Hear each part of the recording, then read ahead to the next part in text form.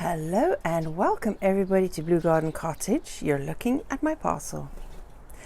I really want to welcome as well some new subscribers.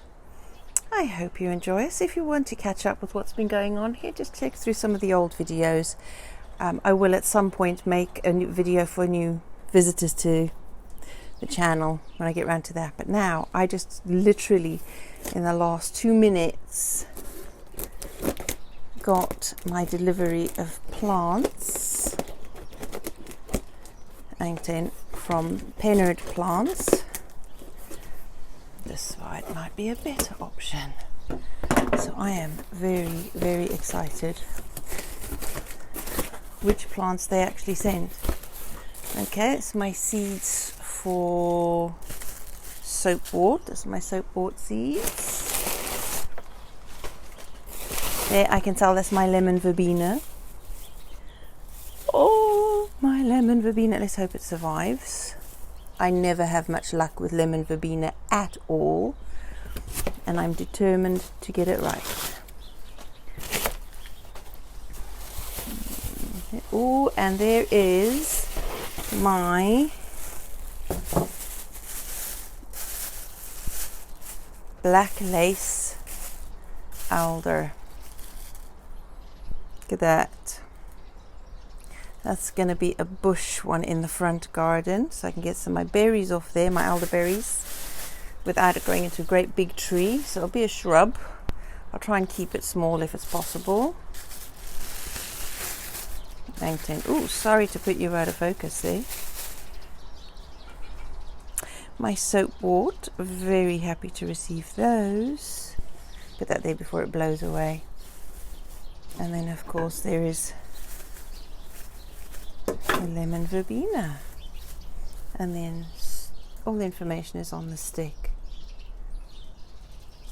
Peat-free compost in a pot made from waste coir fibre.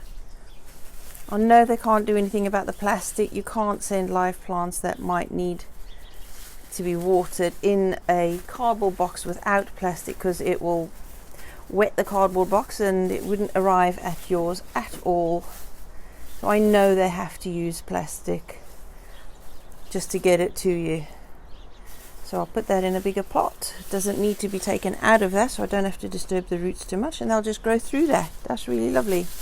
Very exciting. The cardboard can be used elsewhere in the garden, and the newspaper can be shredded up and go in the compost.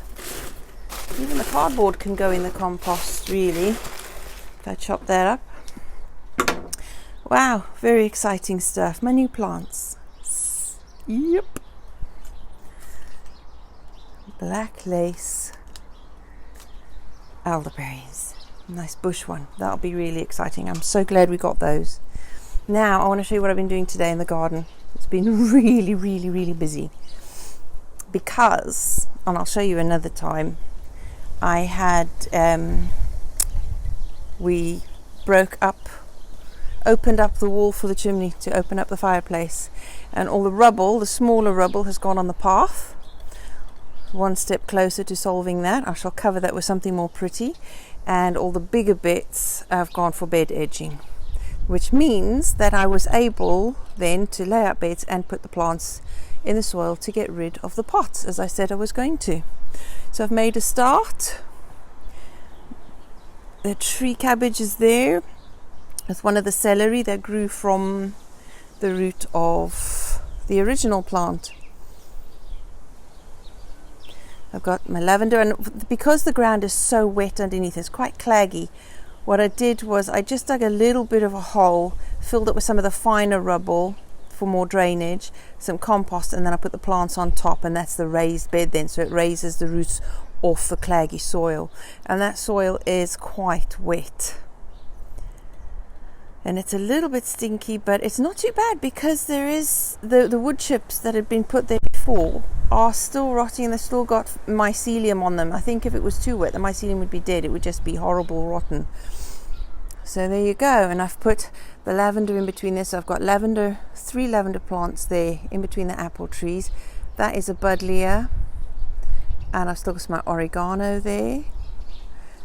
my lavender there, the tree cabbage, the celery, the Sonetti, some bulbs. I can't remember what bulbs those are, but now I've just got to do the rest of that side when I get some more rubble and bricks, or great big pebbles next time I go up the beach, like those.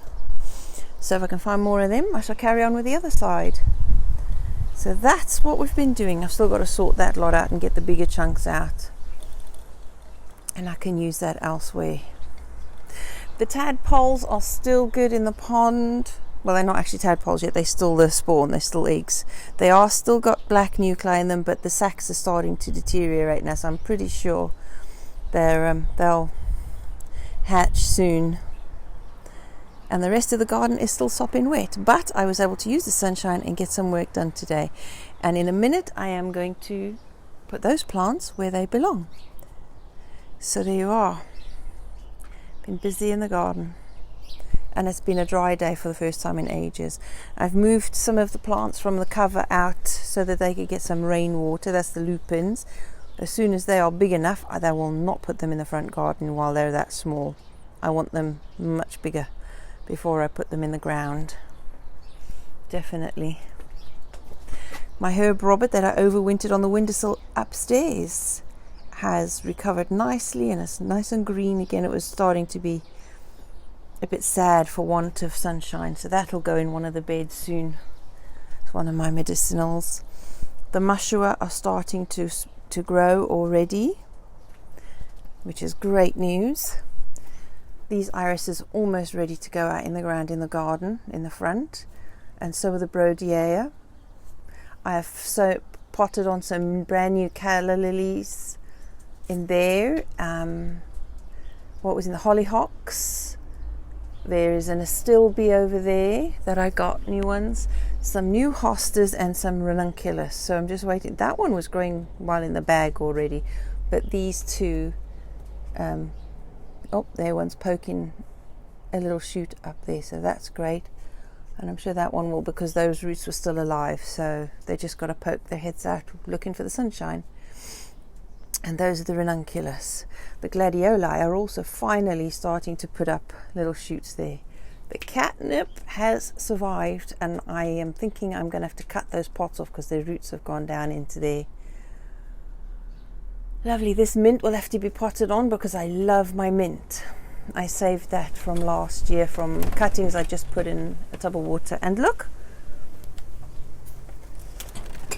the Cape gooseberries, they're overwintered and are still alive. So that's a good spot for them there. I shall keep them there. So that's brilliant. There you go, that's about it. I'm just really happy I was able to get stuff done today. And I'm going to sit for just a few minutes before I go dashing out.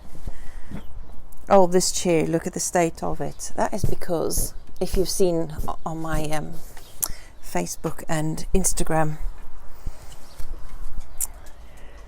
pages, that this little madam over there sits just like this on the chair watching the birds feed at the feeders, which need filling again.